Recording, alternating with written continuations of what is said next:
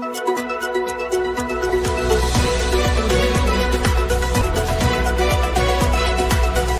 મિત્રો, હું છું એન્કર અમિતા પટેલ. આપ જોઈ રહ્યા છો મુંબઈ તરંગ ગુજરાત ન્યૂઝ.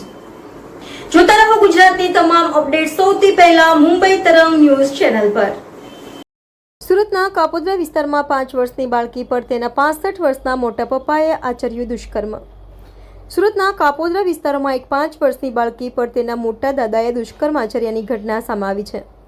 બાળકીને લોહી નીકળવાને કારણે પરિવાર તેને લઈને હોસ્પિટલ પહોંચ્યો હતો, જ્યાં તેના પર બળાત્કાર થયો હોવાનું સામે આવ્યું હતું. બાળકીએ પણ દાદાએ જ આ કૃત્ય કર્યું હોવાનું જણાવ્યું હતું. બાદમાં બાળકીના પિતા દ્વારા પોતાના જ ભાઈ વિરુદ્ધ બળાત્કારનો ગુનો નોંધવામાં આવ્યો હતો. આરોપી ટ્રેનમાં બેસીને ભાગે પહેલા પોલીસે આરોપીને ઝડપી પાડ્યો. મિસ્ત્રી કામ કરીને પરિવારનું ગુજરાન ચલાવે છે. યુવક, પત્ની અને એક 5 વર્ષની બાળકી અને મોટા ભાઈ સાથે રહે છે. મોટા ભાઈના 15 વર્ષ પહેલાં છૂટાછેડા થઈ ગયા હતા અને તેને એક દીકરી છે જેના લગ્ન થઈ ગયા છે અને તેને ત્યાં પણ સંતાન છે. થોડા દિવસ પહેલાં બાળકીની માતા વતન ગઈ હતી.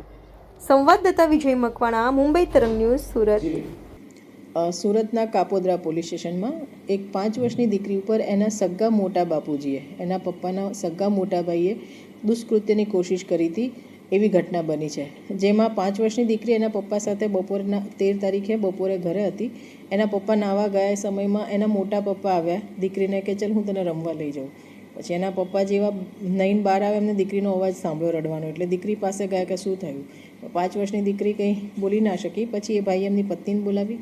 એમના પત્નીએ દીકરીને પૂછ્યું તો એણે કીધું મને પેટની નીચેના ભાગમાં દુખાવો થાય છે અને બ્લીડિંગ પણ થતું હતું. તો એને દવાખાને લઈ ગયા તો ડૉક્ટરે કીધું કે એની સાથે દુષ્કૃત્યની કોશિશ થઈ છે.